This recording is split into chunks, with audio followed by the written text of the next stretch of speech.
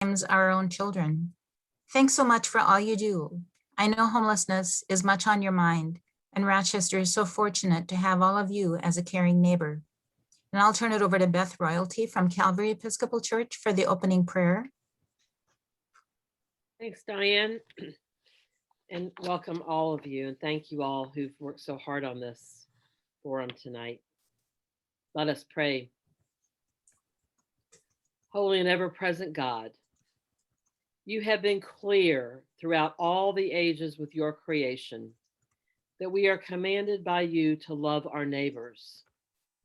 Help us on this webinar now to understand in our time how to do the work you have given us to do, which is to love our neighbors, all of our neighbors, as ourselves, work for peace with justice, and ensure that your economy, which is always an economy of abundance where everyone has enough, rules over the human economy of scarcity. Tonight, guide us in your spirit to listen to one another with open ears, open hearts, and open minds, so that we may leave this space with intention, with courage, with purpose, and with love that in many of our lives is already seen in action in our neighborhoods and in our city. Guide and challenge us, God, to break down all systems of injustice, racism, violence, poverty, education, mental and physical health inequalities, and addiction, so that your system of love with equality, justice, and peace for all can reign. Help us, Almighty God, see our way and your way to defeat the sin of homelessness. In your name we pray. Amen. Thank you, Diane, and thank you, Reverend Beth. Welcome, everybody. My name is Shanna Altrichter.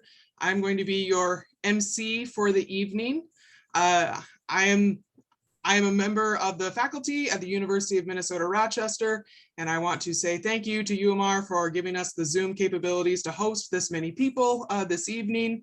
I'm also a member of St. Luke's congregation, and I'm very excited to see this organization partner with so many other organizations to help facilitate, along with Calvary Episcopal, this very, very important conversation. So a few notes for the evening. As you can all see, this is a webinar, and you'll be able to see the panelists as you're seeing them on screen now. Occasionally, I will be sharing a screen so that you can sort of see how we're progressing through the evening. Each panelist is going to have about 10 minutes where they will get to speak about what their organization does, and we'll also have a brief amount of time for questions for each panelist. If you are an attendee and you have a question, please put it in the chat. And I will then, at the end of each panelist speaking time, I will share that question with the panelist. If there are lots of questions and we can't get to all of them, rest assured that we do have a plan in place for you to get your questions answered. We are collecting all questions, and we will be giving them to the panelists at the end of the presentation for them to answer for you, and then we will disseminate those questions and answers to all attendees. So we are also recording this, and once this is recorded and like buffered and everything, we do intend to share the video on St. Luke's website, and I believe also Calvary's website. Is that true? All right, excellent, thank you. So the recording will be available in those two places for those who wanted to attend but were unable to be with us this evening. All right, that being said, our order of events and speakers looks like this. So we're going to be starting with Ryan Cardarella from Dorothy Day House. Ryan Cardarella is a shift volunteer and the current president of the board of directors at the Dorothy Day Hospitality House, a temporary shelter for those who find themselves in personal crisis and are in need of the basic requirements of life, including food, clothing, and shelter. The Dorothy Day House is fully volunteer-led and volunteer-run and has served the Rochester community since 1984. Ryan has served as a shift volunteer at the house since 2017 and previously volunteered at the Milwaukee Rescue Mission, prior to moving to Rochester in 2016. All right, take it away, Ryan. All right. Well, hi, everybody. I first want to thank everybody for taking the time to join this panel, and also to thank St. Luke's and Calvary Church, and for everybody that helped put this thing together. It's great to have you join us, and I look forward to getting together in person sometime soon, though I've definitely also grown accustomed to talking into a computer screen. So thank you all, and just thanks for the opportunity. As the intro stated, I've been with the Dorothy Day House since 2017. I work as a shift volunteer, and I've also been the president of the board of directors since the start of 2020. Also, as stated, an important aspect of our house, we are fully volunteer run and volunteer led. So our house runs on the support of the community, and everybody that volunteers and chips in their time and talents, that helps us run and helps us serve our guests. So very appreciative of all of our volunteers, and that's what allows us to serve the community since 1984. We're a temporary shelter, which means we folks can stay with us for up to 14 consecutive days. We're open from 4 p.m. to the following 9 a.m. daily, and then we are closed during the day. Again, as stated, we are primarily a shelter, a place for folks to sleep. And then we are a hospitality house, so we really try to focus on that with our volunteers, engaging with guests, building relationships with guests, and learning what resources they need, where they're coming from, and how we can connect them to what they need. We also provide, clothing, toiletries, those kinds of items as well, personal care items. And then we serve a nightly dinner at 6 and breakfast in the morning. For those unfamiliar, I also want to mention, we have cooks, and many churches and individuals, family groups have come in for many years and served guests at that 6 o'clock hour on a particular day. And it's been fantastic to maintain those relationships over the years. And again, see the community come out and support us, and more importantly, support our guests who need those services and have that family style home cooked meal and the relationships that are built through that. Again, I think that building relationships with folks is essential. Connecting them with resources is essential. And I'll get into that a little bit with the practical advice as well. But we really try to encourage our volunteers to really engage with the folks we serve, so that we can help them as best we can. Moving towards sort of, practical advice for how folks might be able to help, at least from my perspective. I mentioned earlier volunteers, providing their time and their talents. I think it's easy to overlook some talents that I don't want to speak for other organizations, but all organizations can use. For us in particular, we have folks who are handy that help us with home repairs around the house. We have and look for folks who are skilled organizers or have skills in the realm of finance, all those kinds of things. Really, whatever talent you have can be used and leveraged, I think, by our organizations. And it's really important to recognize that and know there's many different ways to volunteer. It goes beyond just, providing a meal or serving a shift or making a financial donation. There's so many different ways you can get engaged and get involved beyond those things as well. And really leverage the skills that you have. So many people have medical backgrounds at Mayo Clinic or Olmsted or what have you. Those are invaluable as well when we're serving the homeless community. So your talents are wanted and desired, I think, by everybody. Another important thing to consider, I think, is to really humanize the issue. There's no one size fits all description of homelessness, and the people that we see, they're veterans, their fathers, their mothers, their sons and daughters, their colleagues.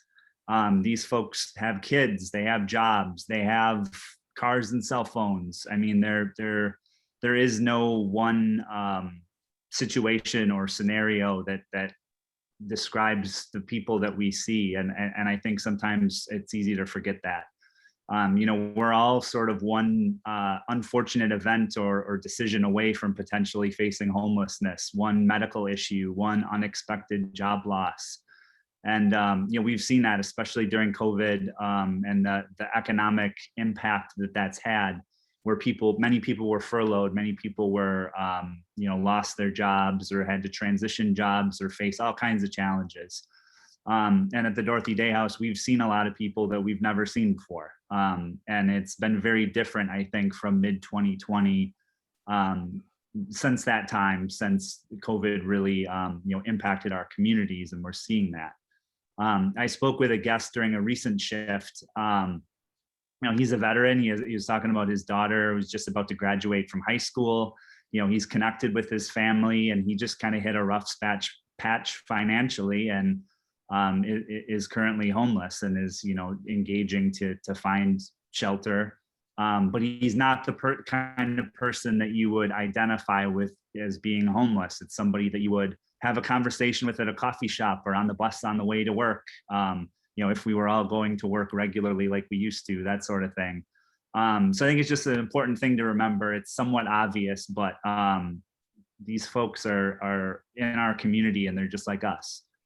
Another huge thing, I think, is to get engaged politically. Contact your city councilors. It's great to come to these forums, and I'm extremely appreciative that it sounds like there's a couple hundred people who are engaged in this forum, and that's fantastic. But I hope that you consider maybe getting involved beyond that if you are interested, and again, contact your city councilors and advocate for not just some of these organizations, but there's so many other factors that are critically important. Affordable housing is a problem everywhere, but in Rochester, you can just look around and you see multi-unit 7-story complexes going in with extremely high rents, and it's just really hard for people who work maybe in the service industry or other areas to afford rents in town, and to advocate for some of those options, to advocate for mental health resources. We recently had the privilege of having a housing advocate from Zumbro Valley join us on Monday and Wednesday evenings now. But we didn't for a while because of, I believe, some budget cuts. And that's critically important to be able to connect guests and folks facing homelessness with the resources they need, and not just a phone number, but a face and a person who can help them. And to have those resources in-house that we can reference. And then lastly, I would just say, keep the momentum going, continue to attend these forums, continue to talk about these issues with your congregations, with neighbors, with friends, and, try to dig a little bit deeper. Maybe, talk to them about how you're getting engaged, and talk to them about how you maybe attended this forum and learned something, and share that with them. And keep the momentum going. I guess in terms of momentum, I think it's been great that there's been a little bit more news coverage and a little bit more attention given in Rochester to this issue. And I hope that will result in more resources and more help for the people who need it.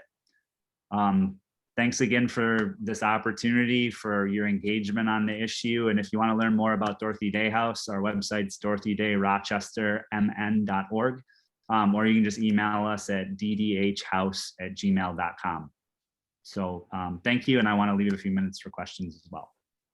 Thank you, Ryan. We do have a couple of questions. The first one, this might be important for all of our panelists to keep in mind as you're presenting. What are the age requirements for volunteers for your organization? So for example, if someone has an 8-year-old child, are there volunteer opportunities or ways for them, for the whole family to get involved? Yeah, so we have had some families serve meals for shift volunteers. We asked for folks to be 18 or over, but we have volunteers who are in their teens and early 20s all the way up into their 80s. So we're pretty open from that perspective, but we do ask for, in terms of shift volunteers, for folks to be 18 and over.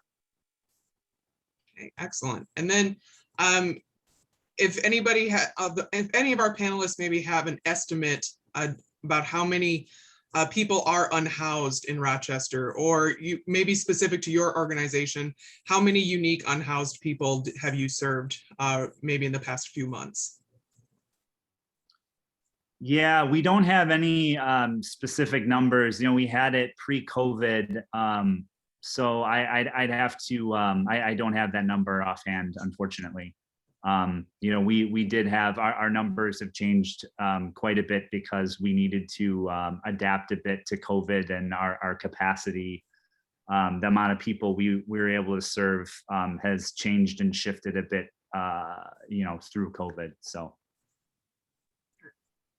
All right, thank you. Our next panelist is Tim Geisler from the Society of St. Vincent de Paul.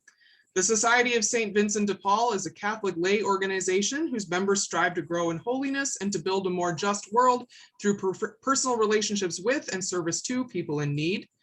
Organized locally, Vincentians are part of an international society of 800,000 members in over 150 countries that collaborates with other people of goodwill in relieving need and addressing its systemic causes. There are 9 local SVDP conferences in southern Minnesota, with 6 in Rochester, as well as in Owatonna, Fairmont, and Waseca. Tim Geisler is the president of the Rochester District of the Council of the Society of St. Vincent de Paul.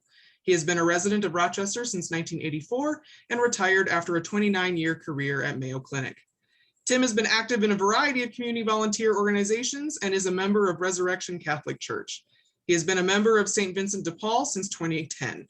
He and his wife of 38 years, Kathy, have 2 daughters and 3 grandchildren, with another due in July. Take it away, Tim.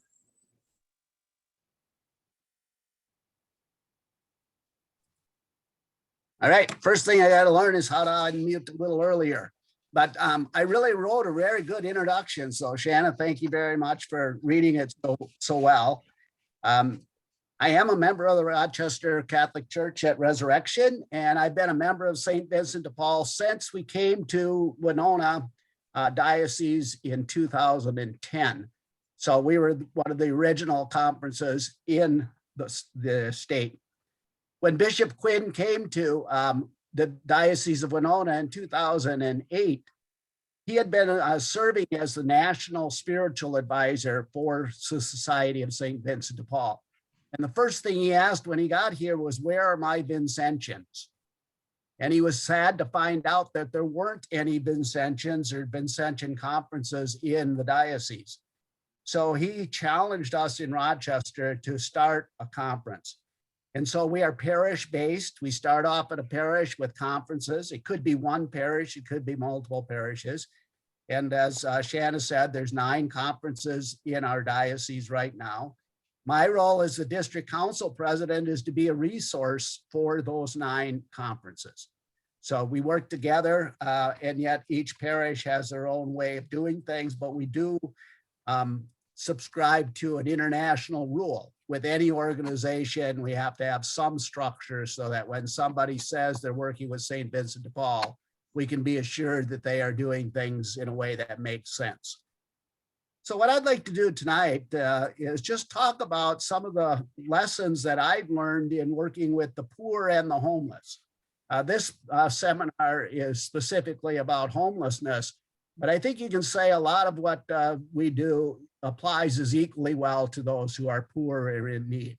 So if I mention the poor or those in poverty, I also mean those who are homeless. So when I read the first the outreach about this seminar, it said that there was going to be a panel of experts. And I know that some of you are very well educated, you are experts in your field, but I don't consider myself an expert. In fact, the majority of our volunteers are not experts. They're people just like you and me, just ordinary people who care about others. And so that's the first lesson that I learned as a Vincentian. If you care about others, if you have a desire to help those in need, then you are an expert in helping those in need. All it takes is that willingness to help doesn't take any skills. The primary purpose of the Society of St. Vincent de Paul is to offer women and men an opportunity to join together to grow spiritually. Nourished by prayer and reflection in mutually supportive gatherings, we meet twice a month. Vincentians come to not only know about their faith, but they come to know the person of Jesus Christ. As their spirituality and friendship grows, Vincentians put their faith into action by going out to serve the poor. So our three basic principles are spiritual growth in friendship with others, which leads to service for those in need. That brings me to the second lesson learned. Service to others is done out of a response to the love that Jesus Christ has shared with us.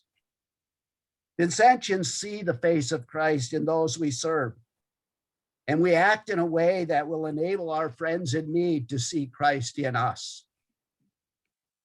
Service done out of love for others is much more effective than service done out of a sense of duty or guilt. We serve because we have been saved, not in order to be saved. When you love someone, you want to know as much about them as you can. As Vincentians, we offer a variety of programs to learn about the causes of poverty and how people in poverty live their lives. I have learned that poverty and homelessness is most often not a choice. As Ryan already said, each and every one of us are just one tragic situation away from becoming homeless. A fire, a loss of a job, a flood, a traumatic experience, or any one of a multitude of factors can thrust a person into poverty or homelessness. I recently read a statistic that 53% of homeless people suffer from some sort of traumatic brain injury. That surprised me. Some might say that poverty and homelessness comes because people make bad decisions. However, I have learned that most bad decisions, most bad choices are made because that person did not have the information, the resources, or the experiences to make a better choice. We learn that addiction and mental illness are also key factors in homelessness and poverty. Ryan Dowd, an author and noted expert on homelessness, has said that our culture tends to separate poor people into two groups, the deserving poor and the undeserving poor. As a society, we tend to believe that the so-called deserving poor, children, people with disabilities, the elderly, those who have been abused, the chronically ill, they deserve our help. But the undeserving poor generally are those who are considered that they did something to contribute to their poverty or homelessness through things such as abusing drugs or alcohol, or those who simply do not have the wherewithal or the desire to help themselves. I have learned that there is no such thing as the undeserving poor. This notion ignores the systemic factors that contribute to poverty and homelessness, and everyone makes mistakes. Some of those mistakes have larger consequences than others and are made by those without the ability or resources to deal with those consequences. So the third lesson I have learned is we must learn more about the causes of poverty and homelessness. What is the cause? How does it impact the way people act or think? How generational poverty makes it extremely difficult for someone to move forward. We offer our members a variety of training opportunities so that they can learn what it means to be poor and homeless, even though they may not have ever experienced that themselves. The one aspect of St. Vincent de Paul that is central to our mission and that attracted me most to join the society is our home visit. We are grounded in face-to-face encounters with the poor. We go to the people. We visit them with them in their homes, and if they are homeless, wherever they feel comfortable. We try to meet their needs. We try to understand their needs, not just the immediate needs, but also other needs that they may not even recognize that is causing their situation. Most often, we can't help with everything. So we work with others, including many of those on this panel, to provide the resources they need. That brings me to two other lessons. You don't have to do this alone. As Ryan already said, there are many volunteer organizations, all of which will help you to help others. If you truly want to serve others, Ryan talked about building that relationship.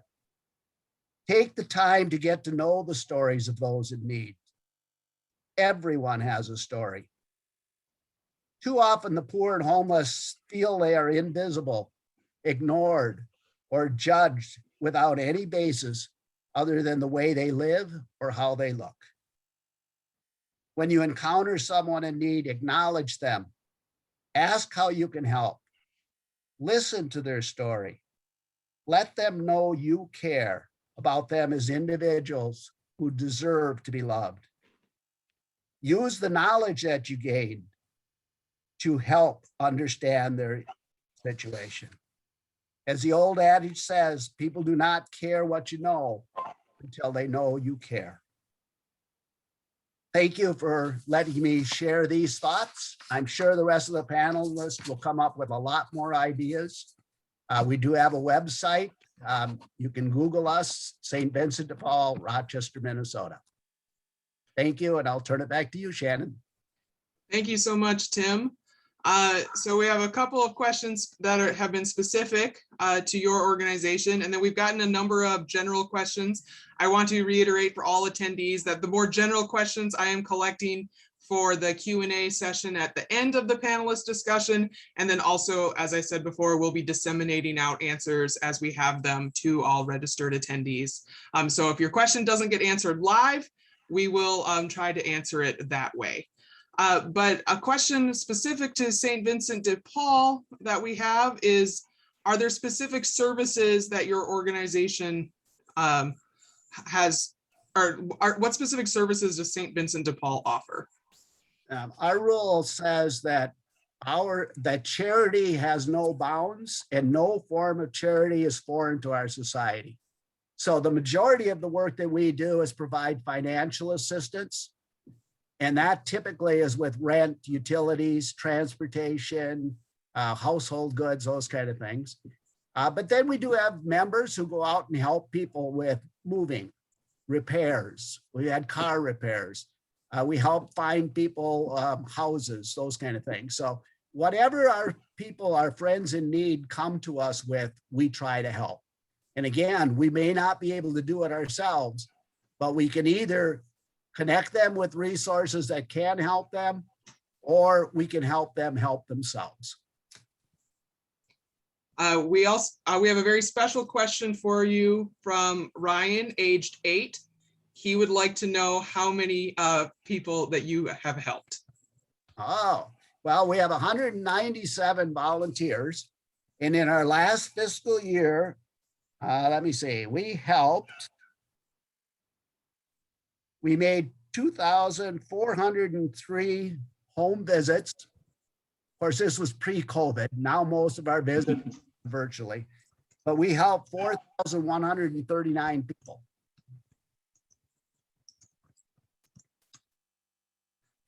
Thank you, Tim. Okay, our next panelist is Dan Feifield from The Landing. Dan Feifield and his wife Holly founded the Landing, Minnesota in November of 2018 to serve those that are experiencing homelessness. Their initial goal was to develop a street outreach, building relationships and learning what the needs are on the street. In early 2020, the Landing, Minnesota launched their MOU, or Mobile Outreach Unit, to further provide their friends with much needed clothing, food, personal care items, and connecting individuals with much needed services. With the onset of COVID-19, they have taken on the role of operating the Landing at Silver Lake Day Center under a contract with the City of Rochester and funded by state and federal CARE Acts funding and state grants. They are now looking to the future and planning on what their next steps will be. Dan, please begin. Well, thank you. As everybody else has said, thank you all for putting this together. I sit up here and I look, and there's 115 people. It's probably one of the bigger crowds I've gotten to speak at or speak to. So this is a great opportunity for all of us. And I look at the panelists that are here with me, and it's people that I work with almost every day or speak to very frequently. You know, Tim at St. Vincent DePaul and the other dioceses, we partner with a lot in helping our friends that are experiencing issues. They may not be homeless, but individuals that are striving to put their lives back together. Major Mueller, we talk frequently because we share a lot of the same clients. You know, Bree, Family Promise, you know, they're our go-to people for housing of homeless families. So, you know, Rudy, I don't talk to him very much, but that's okay. Twice a day, maybe. Anyway, and Ryan, I'm glad to see you guys are back up and running. And Mr. Fluegel, it's great to see you as well.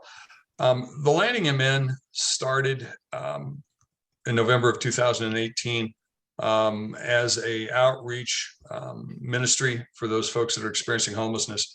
I was an ER nurse that got suspended from my job, took exception to that, left my position as an ER nurse here in Rochester and started the Landing with my wife, Holly.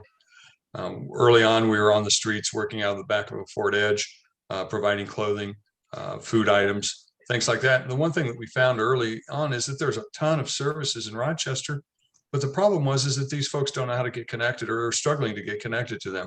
So we would help them connect the dots, if you will. And that was sort of the framework of our existence, is that we always use the analogy that we're the spoke or the wheel of a bike. We were the hub.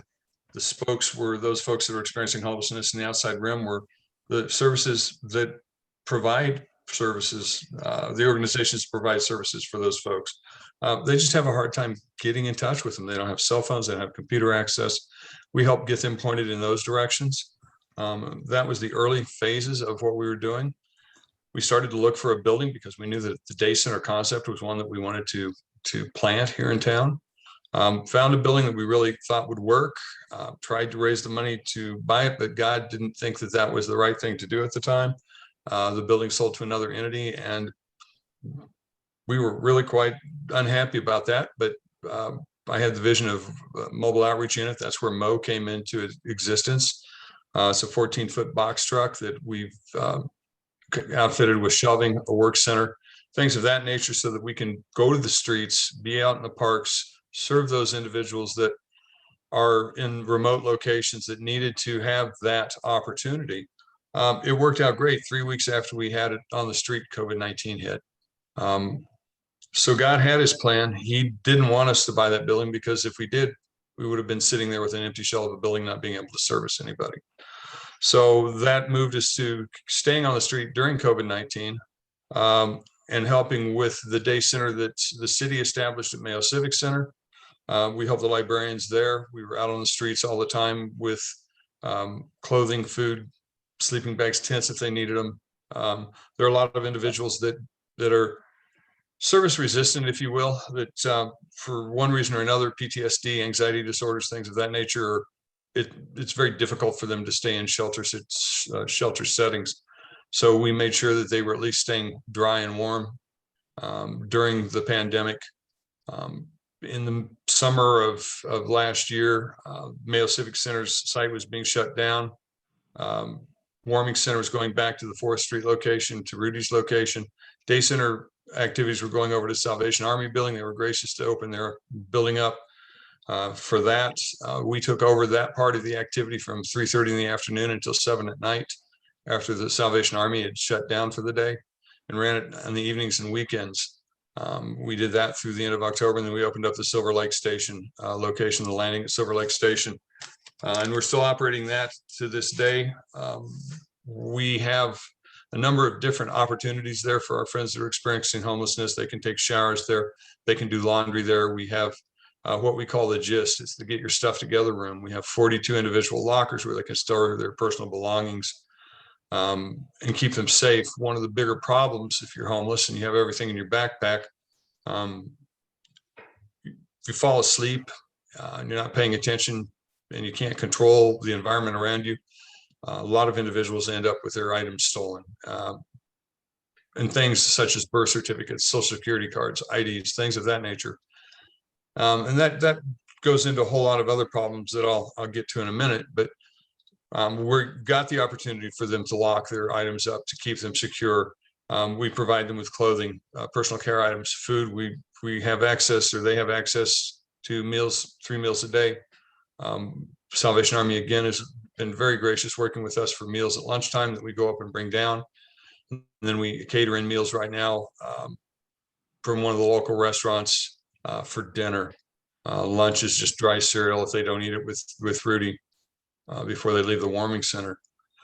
But we have worked a very nice relationship out with Mayo Community Paramedicine Program. We have paramedics that are in 2 days a week right now that help facilitate clinic appointments at Mayo Clinic if they need that.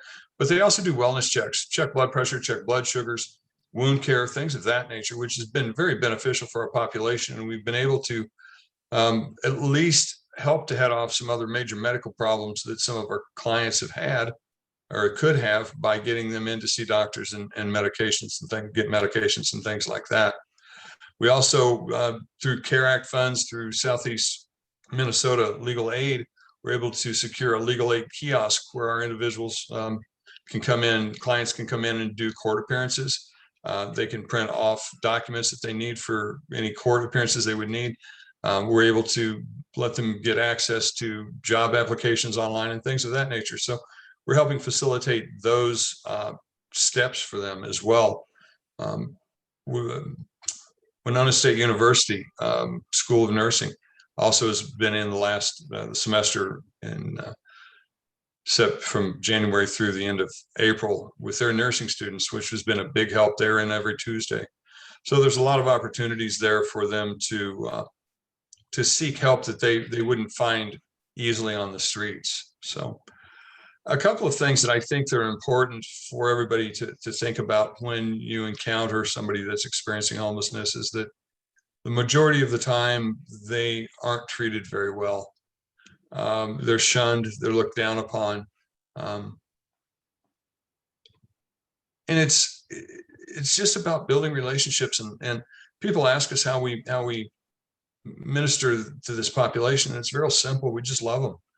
We simply show them the love of Christ and let them experience somebody that cares. And that's been a huge success for us, to have that regular contact and let them know that somebody really cares about them. We'll buy birthday cakes when we know it's their birthday.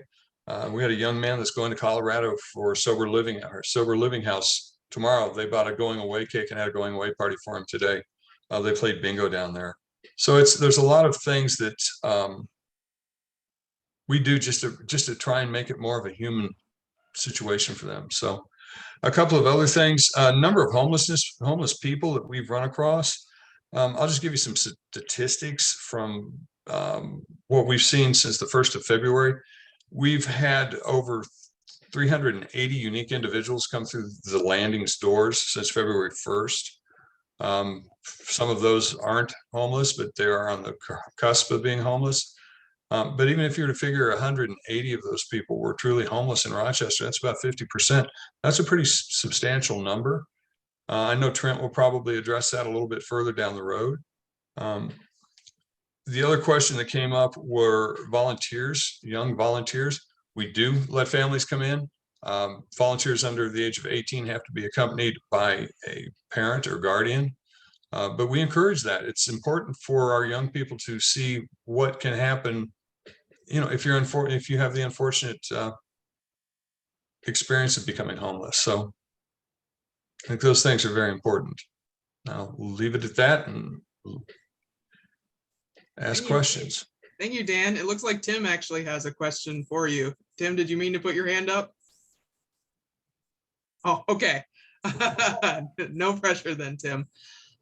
So we do have a couple of landing specific questions for you, Dan. The first is, what hours or days is the landing open or available? We are open from 8 in the morning till 7 in the evening, 7 days a week right now. Okay. And then are there specific needs that you can pinpoint right now that you need? Like, can people bring food? It looks like somebody's asking, or are there things that you have a particular need for right now? So things that we have a need for right now is we've been going through a lot of water because it's getting warmer. So we go through cases of water a day. Actually, you know, milk, we buy about 12 gallons a week. So we're going to launch a campaign for Milk Mondays coming up here pretty quick. If people want to buy 12 gallons of milk on a Monday and bring them down, that'd be great. Just check in with us. Clothing, we've got a pretty good supply of. Men's jeans are probably the most needed item that we have. We go through a lot of jeans, but luckily we've been able to do laundry, so it's cut down the need for some of these things. But we also take camping equipment, things of that nature. So. Right, excellent. Thank you, Dan. You're welcome. Thank you. So in the chat, somebody has, Dorothy Loftus-Nall has some information to add to what Tim said earlier about St. Vincent de Paul. Each of the St. Vincent de Paul conferences receives funds from parishioners. There's a central intake process that rotates referrals through all the 6 conferences, and they really appreciate the ability to collaborate with other community agencies. So that's one of the ways St. Vincent de Paul's organization works. We're still getting some really excellent questions in the chat and in the Q&A. I am collecting a lot of the more general questions for the general Q&A portion at the end of this discussion, but we're going to keep it moving for now. And I'd like to introduce you to Bree Bednar from Family Promise Rochester. Family Promise Rochester provides shelter, case management services, and ongoing support to families in the Rochester area who are experiencing homelessness. They collaborate with families to identify the obstacles and barriers that have led them to their current situation. They do this by building a strong relationship with the family, accessing resources, creating goals, and providing skill-based training that are individualized to the family's specific needs. These skills include employment seeking, financial literacy, effective parenting, goal setting, professionalism, self-sustaining problem solving, and personal empowerment. Bree Bednar has been the executive director for Family Promise Rochester since 2019. She lives in Austin with her family, but absolutely loves working in the Rochester community and meeting so many other like-minded people. She is passionate about the mission of Family Promise and is eager to continue leading the organization towards progressive growth and expansion. I would like to add at this point that we were really hoping to include a panelist tonight who has previously been unhoused or previously has experienced homelessness, Ms. Kai Miller. Unfortunately, she at the last minute is unable to join us this evening. Ms. Miller is a graduate of Family Promise, along with her family. And we want to honor her by providing her introduction. And also Bree has provided a short video of Ms. Miller speaking to her experience with Family Promise. So I'll be showing that video when Bree is ready. Fingers crossed that I have it all set up to actually show a video effectively with sound through this webinar. If it doesn't work, that will be another link that we make sure to send to all the registered participants, because we know how valuable it is to actually hear the voice of someone who has experienced homelessness and can really speak to that experience in a setting like this. So Ms. Miller and her family are graduates of the Family Promise Rochester Shelter Program. She, her husband, and 2 young daughters participated in the program 2 years ago after finding themselves with no place to call home after relocating to Rochester from another state. Today, they are successfully housed, and Kai is a very valued member of the Family Support Committee and Board of Directors at Family Promise. Her perspective as a person with lived experience helps shapes their programs and decisions with empathy and understanding. We miss her live voice tonight, but we'll look forward to her video presentation. And for now, I'd like to turn it over to Bree Bednar of Family Promise. All right, well, good evening. Thank you for that lovely introduction. I'm saddened that Kai wasn't able to be here. She has she's just incredible to listen to, and she's a great advocate for what we do. So the video won't do her justice, but I do hope you get a chance down the road to hear from her. So as mentioned, yes, we are Family Promise Rochester, and we exist to provide help and hope to families experiencing homelessness through shelter, case management, shelter diversion, and follow-along services. We are a goal-oriented program, and our lengths of stay vary from 30 to about 120 days. So 20 years ago is when our organization was established. And at that time, we made an important decision. Well, we made an important promise that we would do all we could to help the most vulnerable families in the community. And for the past 20 years, that's what we've been doing. And we're proud of the work we have done as an organization and of our families who've moved up and out of the vicious cycle of poverty. And many of you know this, but prior to the pandemic, our families were receiving integral care, including meals, overnight shelter, et cetera, at partner congregations throughout the community. And that is the model we were founded on. Before churches were shuttered due to the pandemic, we had 1,400 volunteers participating in our interfaith hospitality network, which was comprised of over 40 partner congregations. We could not have done the work that we did for so long without these faith communities, and many of you who are, so full of courage and kindness. But the past year and a half has certainly been trying for us all. And for us, we found ourselves when churches weren't an option, it became very difficult to provide shelter, but our partners did adapt and they rose to the occasion, and they continue to support the work that we do through dropping off meals and making donations, and that is very much appreciated. But COVID-19 did force our leadership and our board of directors to think of new and innovative ways to shelter in the face of so much uncertainty. We considered various options. We attempted various options, but it was ultimately decided that the truest and most logical course of action for us was a relocation to a site where we would be able to provide shelter. We were previously housed in a day center on 7th Street Northwest. It was small and unfit for overnight shelter. It worked for a day center, but it just wasn't fit for shelter. And so ultimately it was decided that we would move forward with a relocation. So after a lot of planning and deliberation, that relocation quickly, it happened in a whirlwind, but it became a reality in late 2020. So we opened the doors to our new static site shelter, which we call the North Star House. It officially opened to families in February of 2021. And in just over the 3 months that we've been open, we've already seen 2 families graduate successfully into stable housing. And we have 2 more families that will likely be graduating within the next week or 2. We're committed to the continued success of the families that we're honored to work with.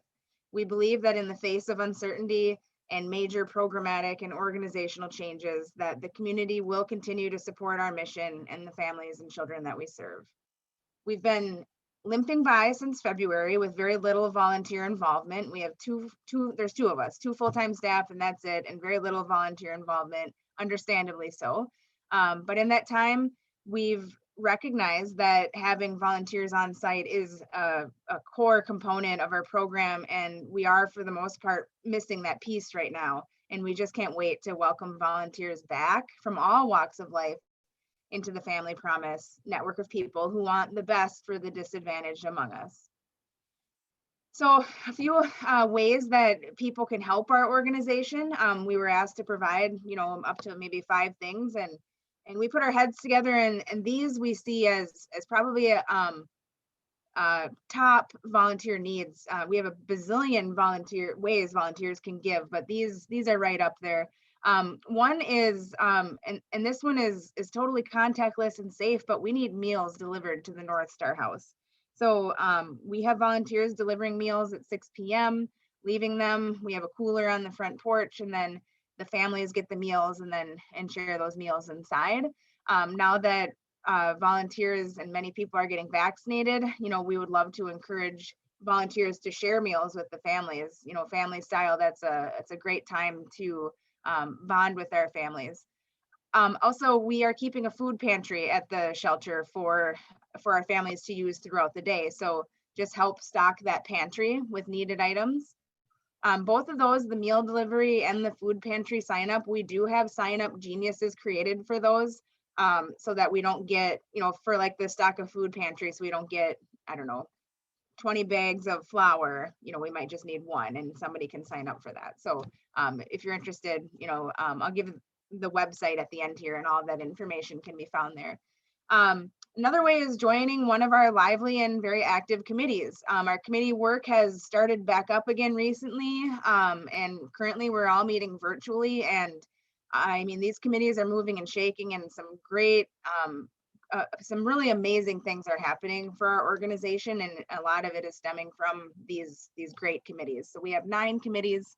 Again, that information is on our website. We hold life skills classes twice a month. Those classes are provided for both our shelter families and any families that have graduated into stable housing. They're welcome to come. We host these at the Northrop Education Center, and we're looking for volunteers to come in and present a topic or teach a hobby or skill, or just come and volunteer for the evening. It really is a blast. I once taught a class on, I had them do meditation, and we did mandala rock painting, and it was so much fun. And I did that with both the kids once, and then the next time with the parents, and they just loved it. So if you have like a hobby that means a lot to you that you want to share with others, or you are really good at budgeting, or it's kind of wide open, the kind of things that we want to bring to class. So there's that, and those will start up again in the fall. And then the other one is we're really looking forward to bringing overnight volunteers back.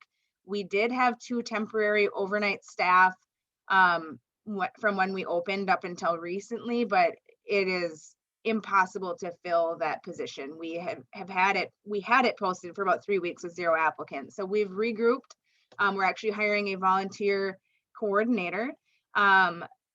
But we see a need to have those volunteers back on site. So it is a sleeping position, and we give our volunteers their own space with their own bathroom and shower. They get a comfortable roll-away cot, bedding, all of that. But just to have that presence from someone else in the building, we really need that. So that's us. I'll address a couple of the questions that were asked earlier. Age requirements for volunteers, we don't have any. We've hosted before COVID kids, like, parents would bring their kids, 13-year-olds to volunteer. The rule we have is they're never out of staff site, always around 2 staff, and they're never alone with families if they're unsupervised. But we do highly encourage families to volunteer together. It's a great way for families to give back. So, providing evening hospitality, young volunteers and their family can come in and play board games or read, or, what have you, just hang out, play video games, hang out with the families in the evening. So no age requirements. How many homeless families? So pre-COVID, the Rochester Public Schools had identified over 400 families in the Rochester area that were experiencing homelessness. And we know that number has only grown from there. We can serve up to, we have not hit full capacity because of COVID, but we believe about 5 families or 18 people in our current shelter. And we constantly have somewhere between 11 to 15 families on our waiting list. We are a longer program, the 30 to 100 days. So we've had families on our waiting list right now since March that we're hoping to bring in as these other families graduate. So Our website, if you want more information, is www.fp, as in Family Promise, rochestermn.org. That's what I have. Any questions? Thank you, Bree. So some specific Family Promise questions. The first question we have is, how does someone get referred to Family Promise? So, yeah, I mean, you're looking at the people that provide a lot of the referrals. You know, we are very proud of the partnerships we have with other organizations. So we do get referrals from organizations that are working with families, various social workers in the community. We've gotten referrals from Mayo Clinic. The school is a big one. If the school is aware that a child's family is experiencing homelessness, we'll get referrals that way. But truth be told, a major way that people are hearing about us is by word of mouth. They had a family member, or they had a friend, or word just travels, and we've had people relocate to Rochester specifically for our shelter services from the metro area, many from out of state. Even we've had people come from out of the country because they hear about the shelter services we provide for families. Thank you. Thank you for sharing your website address. I know that that has a lot of information that'll be helpful to those who have questions. I'd like to share the video of Ms. Kai Miller now to share her experience with Family Promise. So I'm going to share my screen, and hopefully this will work.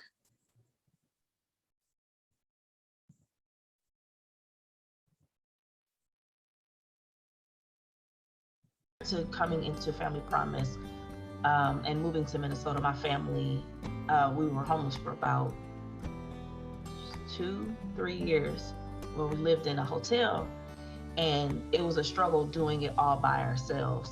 And coming into Family Promise and knowing that they had our back, just being all around supportive of the families that came through the program, it helped to keep us from feeling like we were all over the place and that we didn't have anyone. We had a support system. We had somebody that was there to help us whenever we needed. It meant a lot. It still does. The life skills classes brought everybody together, and we got to talk about our experiences. We have a large number of families that enter our shelter program, and many of them do come from out of the country.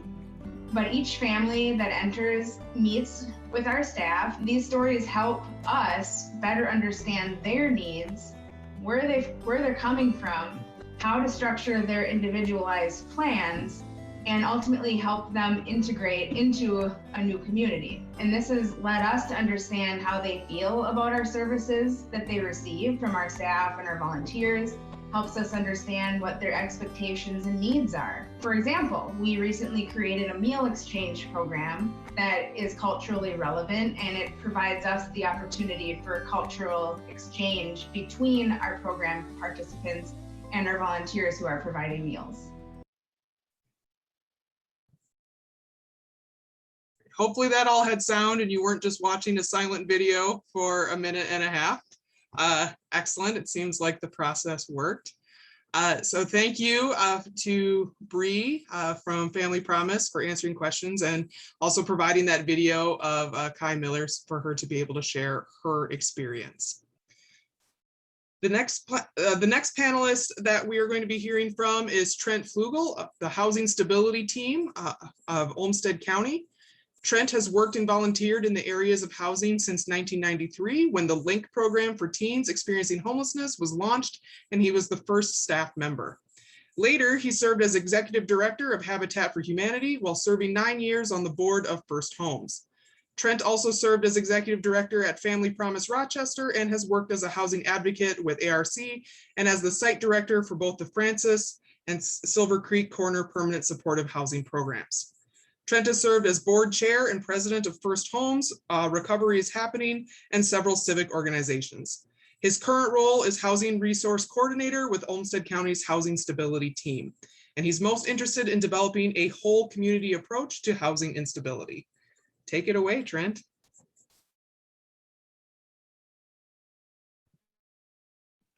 I was so going to have myself unmuted before you said that, and I didn't get it done. So I'm delighted to be here tonight. And the first thing that I want to say is just a congratulations to Bree. I left Family Promise in 2016, and I recently had an opportunity to go to their new space and have Nicolette show me around. And it's amazing the progress and the work that they've done with the organization. It truly is a beautiful facility that they've got going there. So congratulations, Bree. I am proud of the work that I've done in the last couple of years while I've been at Olmsted County, and particularly this past 15 months as part of the Housing Stability Team. We were formed about the same time that Dan and his organization rolled out the MOU. And right after that, COVID struck. And so we're a new team within the county. And so I'll spend a bit of time talking about what we've done in this past time, but I do want to be clear that, you know, I don't represent Olmsted County, and any views I have are mine and not management, administration, or elected officials. But I do want to talk about what we learned over the past year, because it's very exciting outcomes that occurred as a result of this crisis. And it was about the whole community coming together to address the issues. So the Housing Stability Team, as I said, formed in early February last year. Mary O'Neill is our manager. And then there are 4 of us on the team who are housing resource coordinators or social workers for the county. And we are embedded within the Housing Redevelopment Authority, the housing division at the county. So it gave us a unique opportunity to work closely with both our federally funded programs, the housing choice vouchers and publicly owned housing, those types of things, our voucher program through other areas that they operate, as well as the development arm of the organization. So we've had bold leadership at Olmsted County over these past 15 months. And so one of the things that the Housing Stability Team was able to be a part of was that the Olmsted County HRA actually leased a couple of buildings, a 12-unit building southeast and an 18-unit building on North Broadway, and basically single room occupancy type of residences. And we're able to make those available to folks in our community who otherwise would be without shelter. You know, people wonder what causes homelessness, and really, you know, the #1 cause of homelessness is a lack of homes. It's not necessarily that one individual doesn't have a home, it's that we simply don't have enough homes in our communities to house everyone who needs it.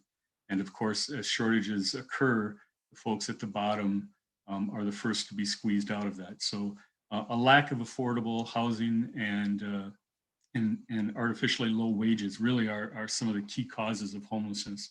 We think about mental health issues or addiction, or people who are fleeing domestic violence or other types of violence. And those all have their place as well. But at its root, if we don't have enough housing, and if people can't earn enough money to pay for that housing, we will continue to deal with the homelessness issue. So it was a great thing that the county was able to buy those, or at least enter into long-term leases on those 2 buildings. And we've been able to move people in. We've also recently moved some people out who were able to get into their own housing that was not supported by us in any way. So that's been good. The other thing that we did in the past year while we were working with all these partners down at Mayo Civic Center was that the 5 of us on our team, 2 of us were actually there every day, all day long. We were there to do whatever folks needed help with. So it necessarily wasn't our job in the past to help someone fill out a food stamp application, but we did that. It wasn't necessarily our job to help folks track down their stimulus check, but we did that. Simply being there every day, and that's how you build trust. They knew if they saw us on Monday, they were going to see us again on Thursday, and we were going to be the same people, and we were still going to care.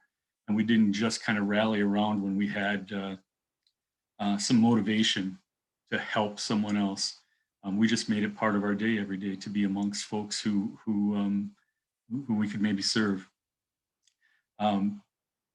I'm part of an organization here in town, and kind of our golden words are, we can do what I can't do. That's been an important part of my life, but I think it's been an important part of our community these past 15 months as well. When we looked at what are we going to do when suddenly there's an extra 100 people homeless in our community because of the pandemic? What are we going to do when we can't have volunteers come in and volunteer at the same way they had before? What are we going to do when we face these kind of shortages? And what this community, I believe, learned was that we can do anything if our we is large enough. If our we included just Dan and I, we'd only get a little bit done.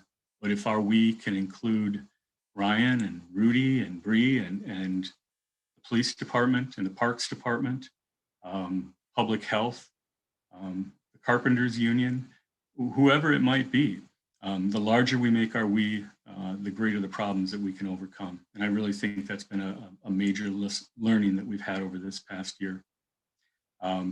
I do want to mention, people talked about, how many people are homeless in Rochester, and Dan gave a number, and I think kind of a range there from 180 to maybe 300 was the number that he had come through the warming center. What I'll tell you is that the majority of people who've been homeless in Olmsted County in the past year probably haven't met anybody on this screen right now. A lot of people who become homeless resolve their issues without any help from professionals or even a volunteer organization. They may depend on family or friends. They may move into Uncle Shorty's abandoned house for 3 weeks while they're trying to find other resources. But the number of people that actually experience homelessness each year is much greater than we've ever counted.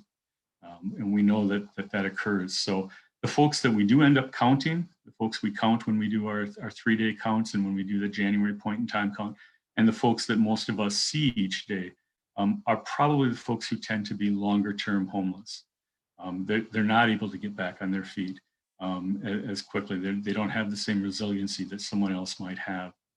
And the other thing is that many of us, other than Bree, work primarily with single adults or adult couples.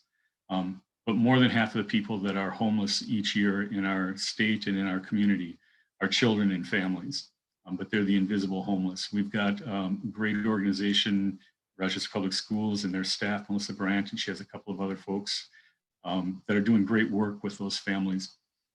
But Family Promise and the school district, even with all the work they're doing, still are not able to address the needs of all of the families that are without shelter here in the community.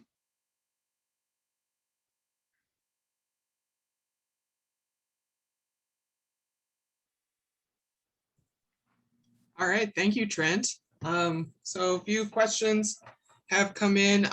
One question that's been asked is about resources available for people who have been convicted of felonies who are trying to return to the family home and maybe finding that difficult, or if your organization or others have resources specifically for people who are struggling in that way.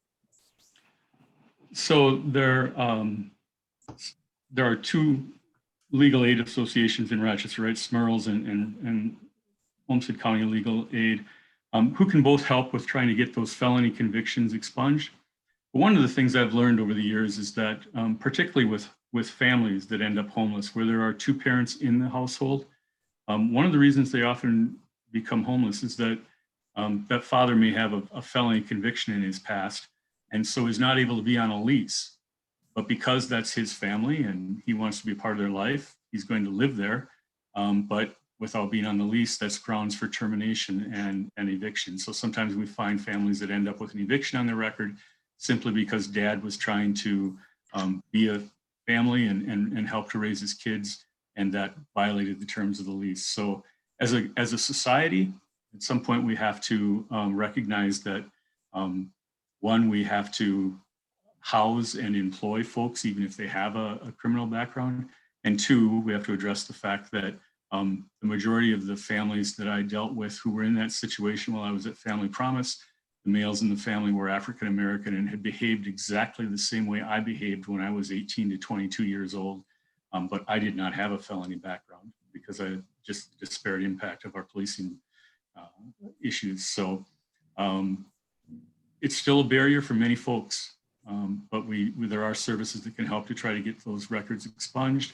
And there are some landlords that's kind of what they do. That's why they're in the business. Sure, they need to make a profit and they're hoping to build a little real estate empire, but they're doing it because they want to help people who are struggling to get back. And so they probably would rent to felons. But that continues to be a struggle for folks. Great. Thank you so much, Trent. Our next panelist is Rudy Nall from the Rochester Community Warming Center.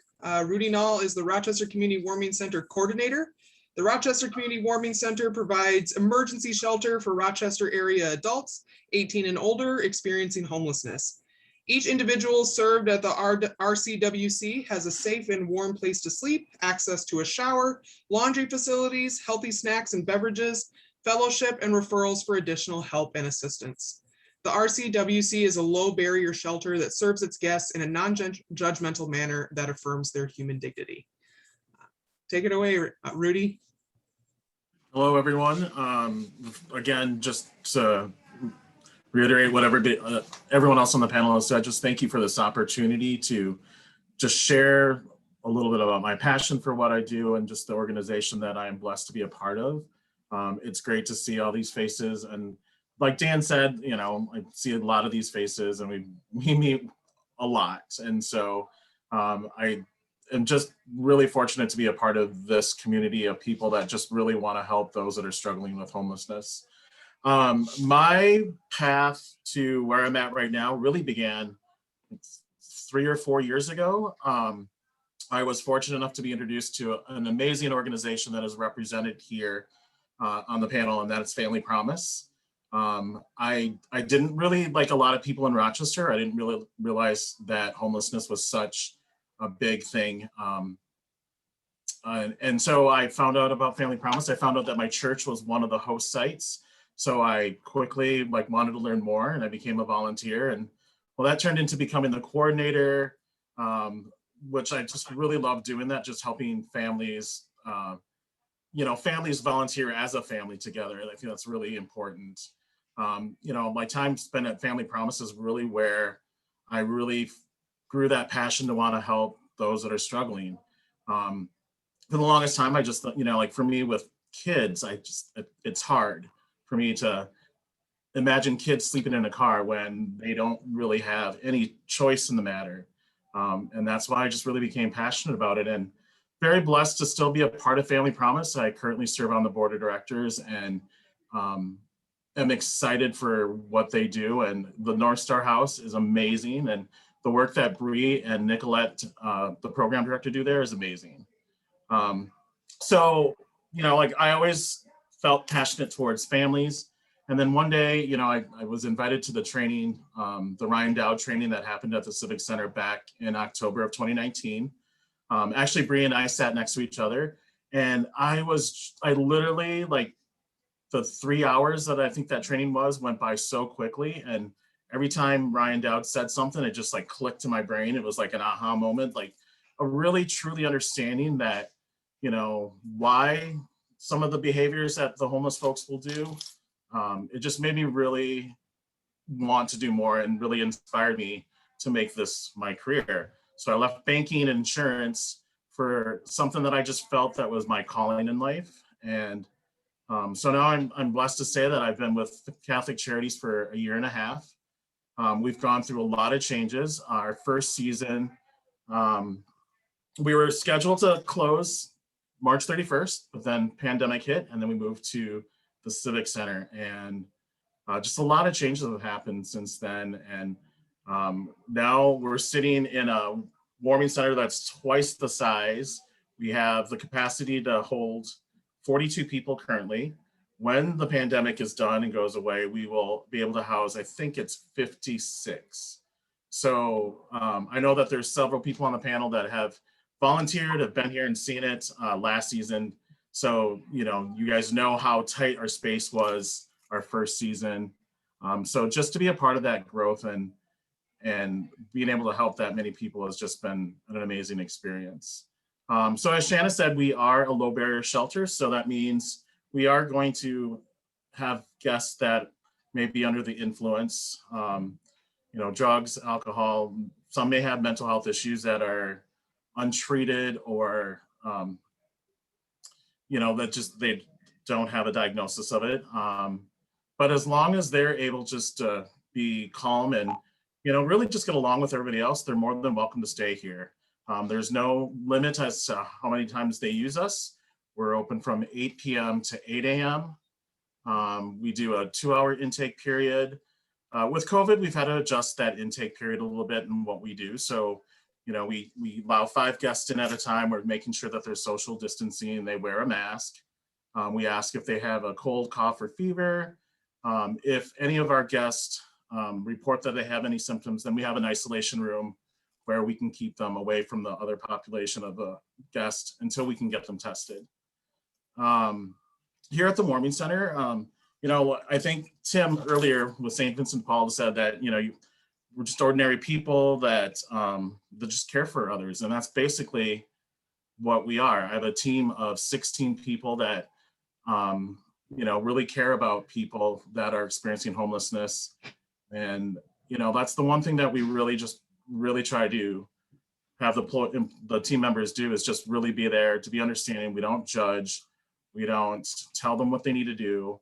We really want them to feel like, to be safe and build that relationship, that trust, so that when they are ready to get help, they can trust us and know that we are going to do what's right for them when they're ready on their time. They're on their own time schedule. When we look at what you guys can do, the guests that are watching this program, just be involved and not to be afraid of the guests that we serve here. I know that I get asked a lot, one, is there really that big of a problem of homelessness in Rochester? And there is. 2, do you ever get worried that something's going to happen? A lot of these folks have gone through so many traumatic things in their lives and so many challenges that, I really have quite the amount of respect for them. This group of people are some of the most kindest, caring, bravest people that I've ever met. And honestly, they encourage me to want to do better. And I'm just really inspired just by their strength and their just ability just to survive a lot of different things that, like, if I looked at myself, if I would be able to walk in their shoes for a day, I wouldn't be able to. So I guess the biggest ask would be is, get involved. We have volunteer opportunities. We have been lucky that, like, in the last month, we've started to get volunteers again. We just want people to be able to spend time to just genuinely get to know people, hang out, play cards. Last week we had some volunteers that came back from last season, and all they did was just play cribbage, and it was great.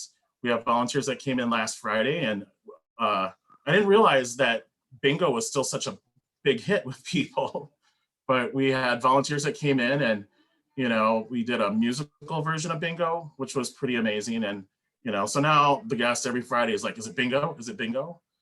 So I think the biggest thing that anyone can really do is just be compassionate and understand that everybody walks a different path in life, and you don't know what somebody's had to go through. And that a lot of times there's so much pain that they're just trying to deal with that, if I was in that situation, would I choose to do something differently? I don't know. I mean, you got to do something just to get through the day. And that's what we really try to just be there and support them for. But yeah, and then besides the volunteering, which is like the number one thing, our guests, as awesome as my team is, they like to see other faces. So, the more people that come in and hang out with the guests, the better. Toiletry items, just those basic things. We have showers here, laundry facilities. So, the guests can wash their clothes, shower at any time. The guests, when they're here, aren't told that, they don't have to stay here all night. Everything is just free will. We do say, though, if you leave after the doors are locked, then unfortunately you can't come back until the next night. But that's, just for the safety of everyone else that's in the warming center too. So, but again, I just think that the biggest thing that I could, share is just give these guys a chance to, be human and be heard and seen. I think that's the most important thing that I would try to let everybody know. So. Great. Thank you, Rudy. A question that's been asked, I think, a couple of times has to do with, so several organizations, including the Warming Center, are often really only open at night. Is there a sense of where our unhoused populations are during the day? Like where can they go? What are safe places that they are congregating? What are their options for during the day here in Rochester? That's a good question, because everybody asks that, when they're not with us, they're usually with Dan at the landing. And so that's why Dan and I, we try to communicate as much as we can and, be there to support each other, because we are working with the same population of people.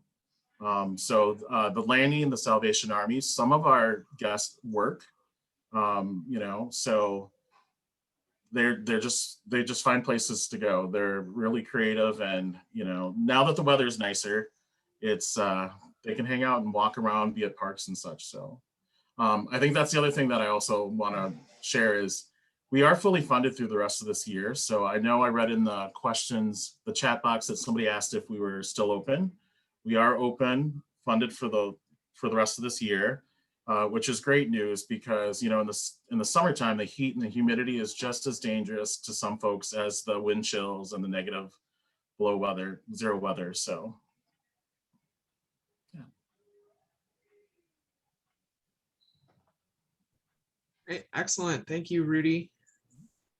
All right, we're going to move on to our final panelist, and then after Lisa shares, we'll have some time for a more general, some general questions that I've been collecting over the course of the evening that will open up for all panelists. Lisa Mueller is from the Salvation Army. The Salvation Army has long been active in the Rochester community for 125 years. They provide holistic support for human needs through many programs and services, as well as health services and seasonal services. Providing stable housing and preventing homelessness remains one of the hallmarks of the Salvation Army. Their program serves singles, families, seniors, and youth. And there is an infographic that Lisa wanted me to share, so I will pull that up in just a moment. Okay.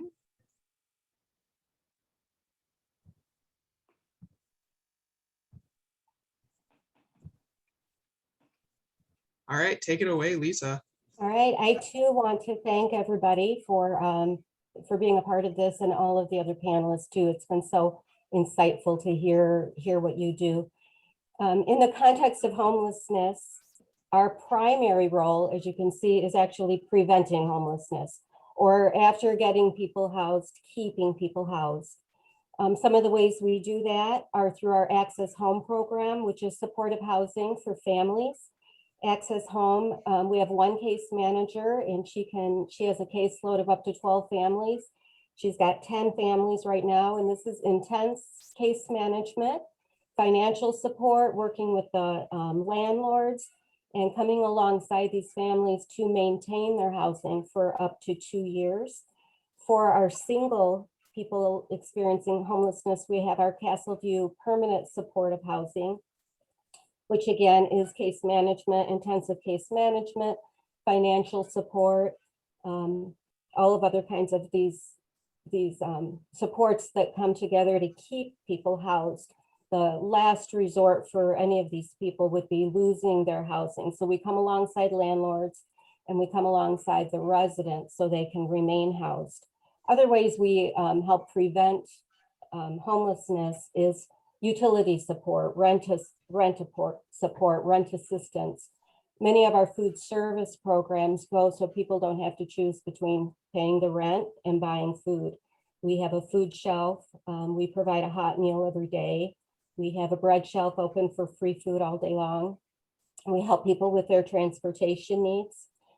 So for those people already experiencing homeless, we are to a day center, and people can come and spend their day with us, drink coffee in the morning and have a hot lunch, take a shower, meet with a case manager. We provide emergency hotel vouchers. I don't know if the coordinated entry system was referred to yet by the panelists, but that's the primary method of getting people housed in this community. So of course, we provide the assessments for people to get into the system to get housed. They meet with caseworkers. Of course, we provide hygiene kits, as I said, showers, changes of clothing, and basic human needs. We also have health services. We have an emergency dental clinic, a pharmacy, and a medical clinic for the uninsured or underinsured to try to help people. So again, they don't have to make choices between paying one bill or another. And of all of our programs, you know, we work really hard to, we like to say ennoble people rather than enable people. And we consider the services and the programs we offer in the Salvation Army more than handouts and more than donations. You've heard tonight how many contributing factors there are to being unsheltered. This is a real complex issue in our community, and the approach to it needs to be multifaceted and complex as well. As you've heard, so many of these organizations are all different pieces of the puzzle.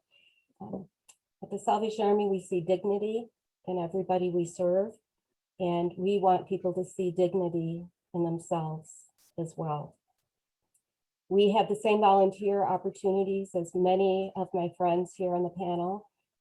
There are a lot of things from helping cook meals to sorting food in our food pantry to helping us with check-in or coffee or our resource room.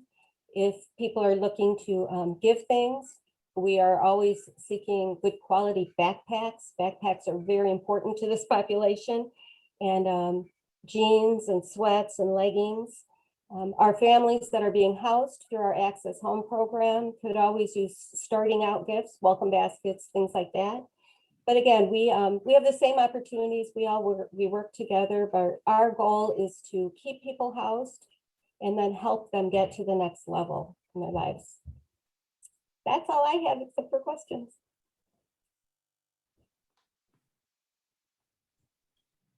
Thank you, Lisa. I guess so.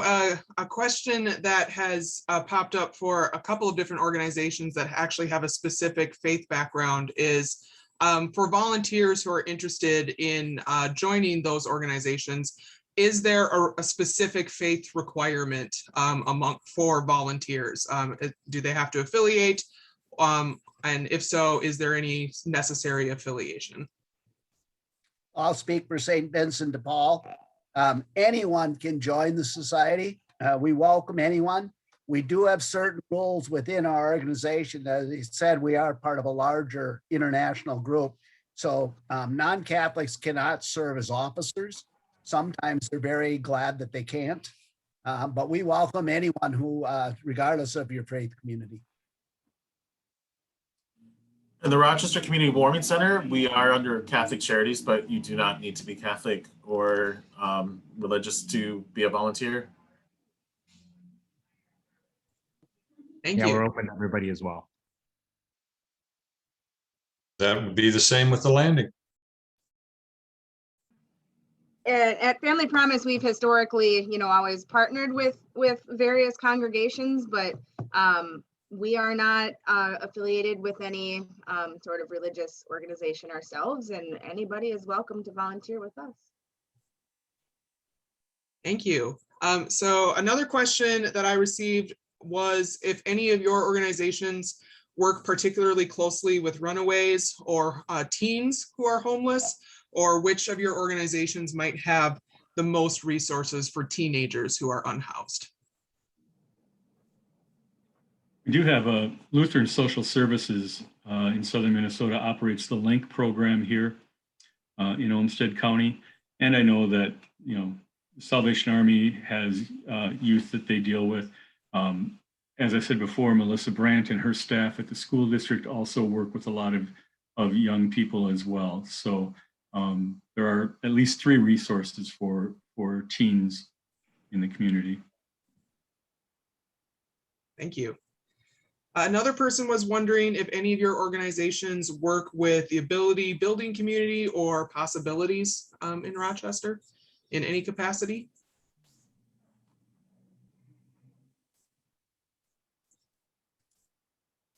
There have been times when St. Vincent de Paul has worked with Possibilities and ABC. They serve a unique population, so sometimes we get some resources for their friends in need. But mostly it's collaboration. And then every once in a while, we do get some donations of items that we can use with Possibilities and ABCs. We haven't worked with either of the two mentioned, but same ABC. Prior to COVID, we had twice a week groups from ABC coming in and doing volunteer work at our site. And we are very excited to get them back. We loved it. Thank you. A question from early on in the presentations was specifically wondering, should we consider the unhoused population in Rochester to be a rising number? Are we seeing growth in that group? And if so, do your organizations or does the local municipality currently seem to have enough funding to support a rise in those numbers, or is additional funding needed?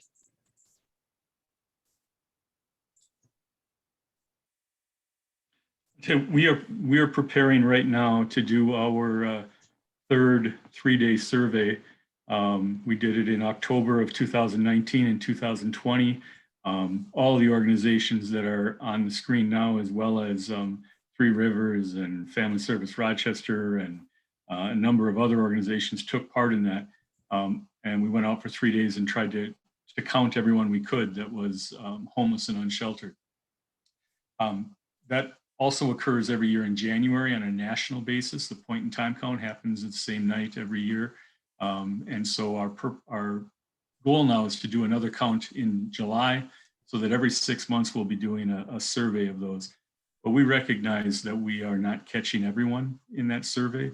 And we, together as a community partnership, have had months where we've had a tremendous success in the number of people that we have been able to house in a 30-day period. And if we were to do another count a month later, we might be at the same number. The homeless population is constantly growing and also constantly shrinking. We're constantly finding opportunities for people to have permanent housing, but the supply continues to increase as well. Speaking of the point in time count, I know I have worked with some college students at UMR to actually assist with that count, making phone calls, going around talking to people. Is that another opportunity that you would consider to be a volunteer opportunity at this time? Do you need assistance with your point in time counts? Yeah, I think that would be good. We've typically run the point in time count here with staff from the serving partners in the community, but it's always great to have more folks, both in terms of planning and actually implementing the count itself during that 24 or 72-hour period. I think maybe a related question then. So this is for all organizations. Are there specific volunteer opportunities or specific skill sets that your organizations are looking for currently? What are some specific needs that you might have? I'll take anybody that cares for others. We can always find something for you to do. And if we can't, I'm sure we can refer you to all the other panelists and they can find something for you as well. There's more needs out there than there are volunteers that can help them. I'd like to just comment on that earlier question though, Shanna, about is the population growing? I don't know for sure. I'd leave that to Dan and Trent and some of the others that are a lot more closely to that area. But I will say there's two things that really concern our group. And one is the number of undocumented immigrants that are afraid to come forward. There's a lot of people in this community and in southern Minnesota that are here and are just afraid of asking for help. And so that relationship building of getting to know people and what their needs are is very important. And I don't think anybody really understands how many undocumented immigrants are here. The other thing that we're very concerned about is once all the pandemic resources, the utility cutoff moratorium, the rent eviction moratorium, when they go away, there's going to be a slew of needs. Because there's so many government programs right now, the number of our calls are down, but the need is greater. So each request we get is larger. And we assume that the reason that is because people are getting help elsewhere through the government programs. But once those expire, we're just waiting for that onslaught of people who are going to need help.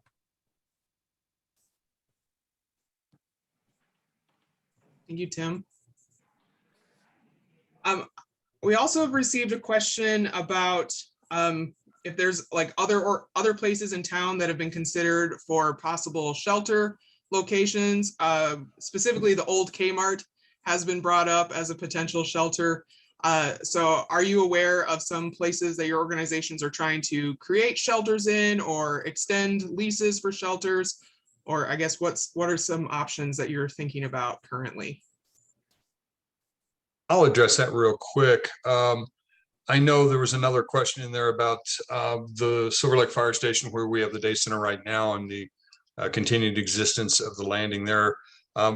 Just to answer that question, we have a contract with the city through the end of August. After that, we are uncertain what that future holds. We're looking at other locations currently, trying to see what we can work out. As far as the Kmart building, I know that's been brought up on a number of different occasions. The long-term lease that Mayo Clinic has with the parking lot, I think, would probably make that not an option. At least that's been the information that I've received in the past when we've asked about that. So, You, Dan. Another question that arose earlier in the discussion was asking specifically about the workforce center and the help that they provide to the population of Rochester. Do they provide the help that is needed for our unhoused populations, or are there other specific needs to help people who are unhoused to join the workforce? And if so, what might some of those needs be?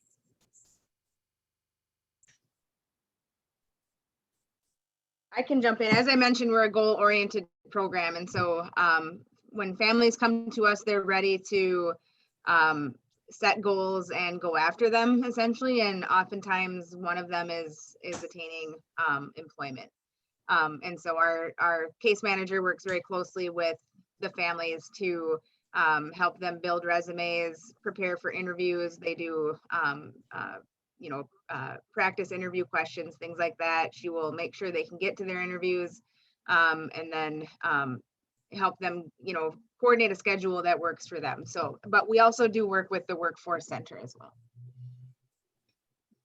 I know we are going long and I want to be respectful of our panelists' time and our participants' time. I really want to thank all of our esteemed panelists for sharing your expertise, your passion, and your joy in working with the unhoused population in Rochester. And thank you to our many attendees tonight who I know learned a lot about ways that they can contribute to your wonderful organizations. And I hope that the steps that you have asked of this group will be undertaken. So we've been collecting questions, we've been collecting answers. We're going to disseminate a lot of this information to registered attendees, and then we'll have various things posted on websites to make all of this information as accessible as possible. I hope that all of your questions got answered. I certainly tried, but we will go through our collection of questions, and if there are any that went unanswered, we'll make sure to get those to the right people to give you the information that you seek if your question was not answered. I would now like to turn it over to Reverend Justin Chapman of St. Luke's Episcopal Church to close us in prayer, and then that will end our panel tonight. Thanks, Jenna, and thanks so much to all of the panelists who joined us and shared so much wisdom and so many ideas for how to help. And thanks to all of you for tuning in for this. So let us pray. Holy and beloved God, stir up the power of your life-giving spirit to move every human heart. Give strength and courage, especially to those who struggle with a lack of housing.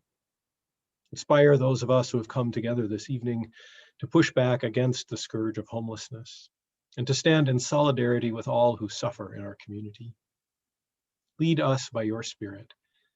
The barriers which divide us may crumble, suspicions disappear, and hatred cease. Heal our divisions as you send us out in service and action. We may join you in building a beloved community that is rooted in justice, equity, peace, and love. We offer all these prayers in the name of Jesus. Amen. Thank you so much for joining us this evening, everyone. So good to be with you all.